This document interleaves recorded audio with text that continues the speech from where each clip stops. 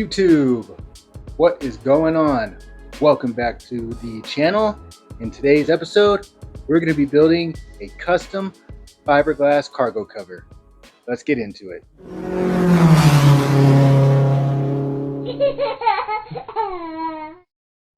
All right, so as I mentioned in the very first video that I put out, the Civic did not come with a cargo cover. Now, I've been doing a lot of research. I've been looking around trying to find this cover. These cargo covers are not cheap.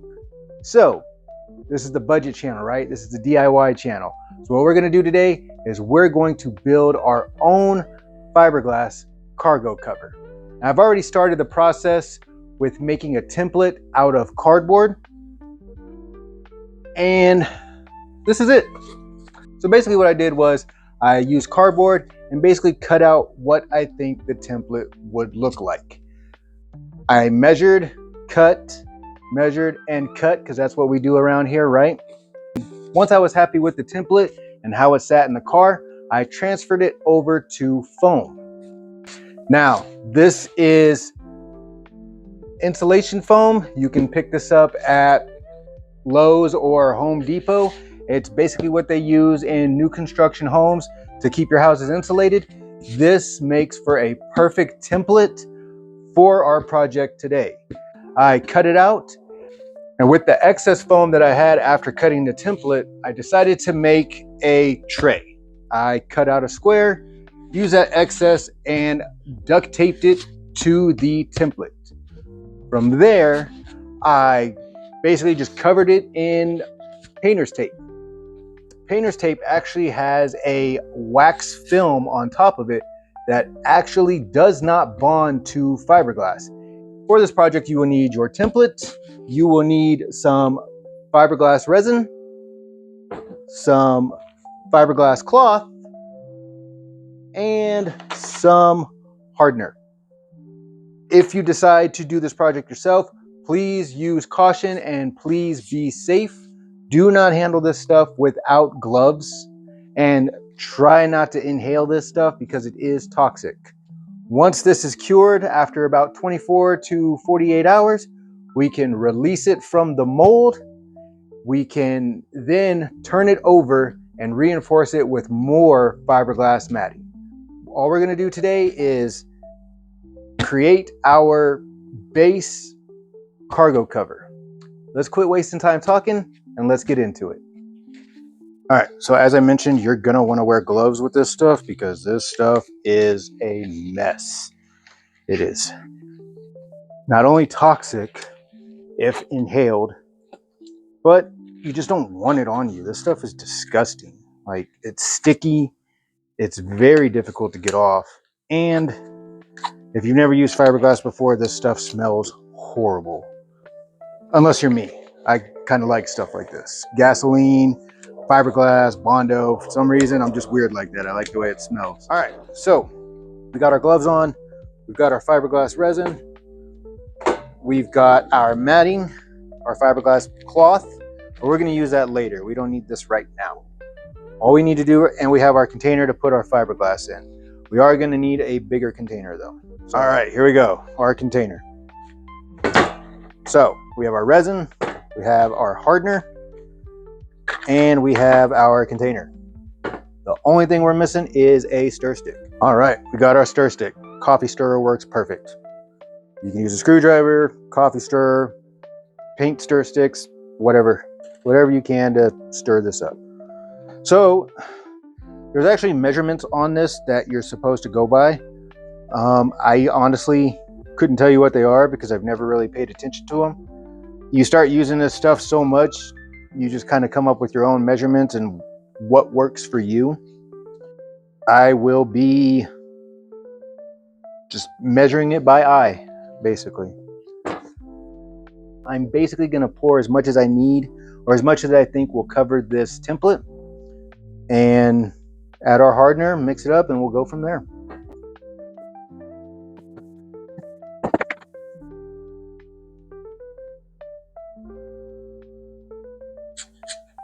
And we're just going to stir it up nice and good. Now you have roughly 2 hours to work with this before it starts to cure and solidify. So you have plenty of time to work with it. When you start brushing this stuff on, if you put too much hardener in it, it'll start to gel up on you. Kind of like, it looks kind of like curdled milk. So that's how you know you've put too much hardener in it. How do you know you didn't put enough hardener in there? Or if you come back tomorrow and it's still sticky and wet, you didn't put enough in. And now, let's lay it on the template.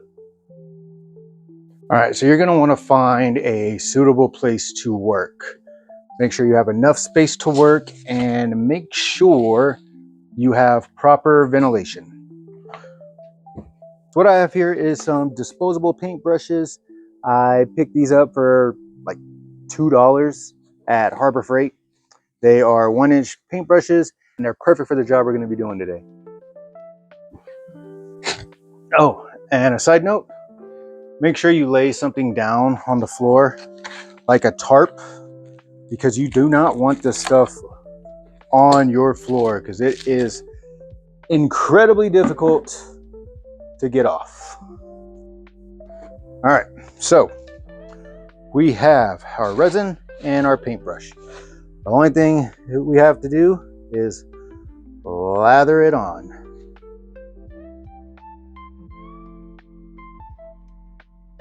Just like we did with the door panels. I love this stuff. Dude, this stuff is amazing. The things that you can make with fiberglass and carbon fiber is mind-blowing to me. Body kits, airplane parts, military grade equipment, all from fiberglass and carbon. It is crazy. It's dry, it dries, it's waterproof, shockproof. This stuff is just so cool. So, like I said, have you guys ever worked with this stuff before? Let me know in the comments. What have you guys done with fiberglass? I know I got a lot of dads watching this channel, so dads, have you guys ever used this stuff before? Let me know. Drop something in the comments. Let me know. So this is basically the boring part of it. Not really, kinda. I guess it depends. Because all we're doing right now is just lathering it up. We're giving the fiberglass cloth or matting something to hold on to. This is the beginning of the shape of your project. The reason why I taped up the foam is because, like I said, the tape actually has a wax film on top of it, which keeps things from sticking to it. That's what she said.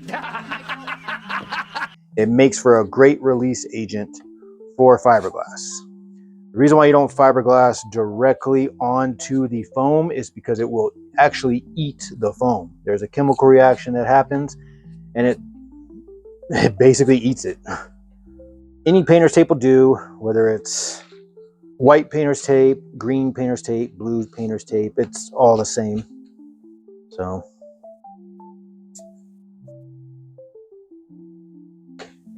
it's time to lay our cloth. So this is our fiberglass cloth. You can either cut it up and lay it in strips, or you can lay it as one single piece. Depends on the project you're working with. Either way is fine. I don't have a roller. Basically, a roller looks like a spur, right? It's grooved. It's a grooved wheel that you use to roll on the cloth. This gets out any air bubbles between the cloth and the resin. However, another way you can get the bubbles out is dabbing your brush just like this. Now you want to lay your cloth as flat as possible and make sure that there are no wrinkles or air pockets, because that will actually cause issues when it comes to the integrity of whatever it is that you're building. If you really don't want any sort of air pockets or you're really worried about it, you can also vacuum form this. Now, I don't know much about vacuum forming, so I'm not going to give you guys any false information on how that works, because honestly, I don't know. I really don't. All I know is the basics of laying fiberglass, which is what you see here.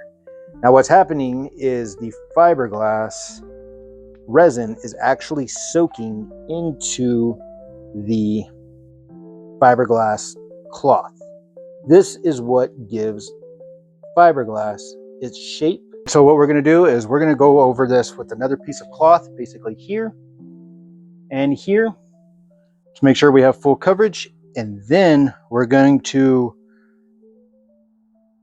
add another thing of resin, making sure that it stays flat.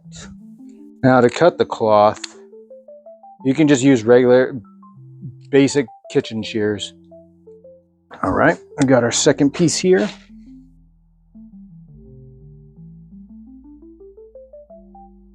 Now just get it all mixed up there and pour on.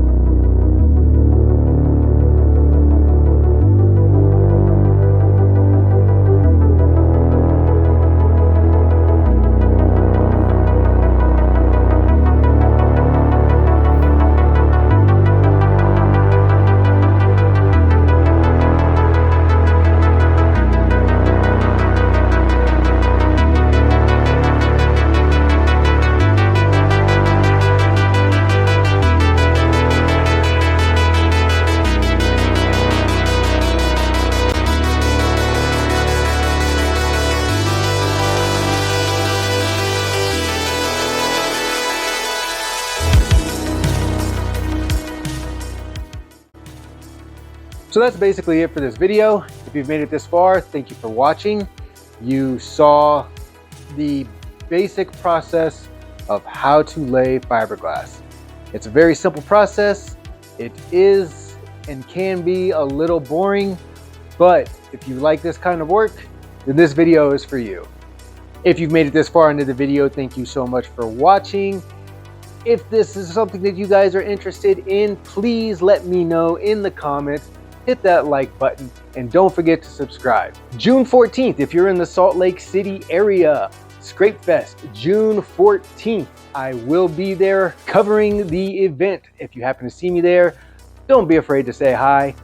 As always, thank you guys so much for watching, and we will see you in the next one. Take care.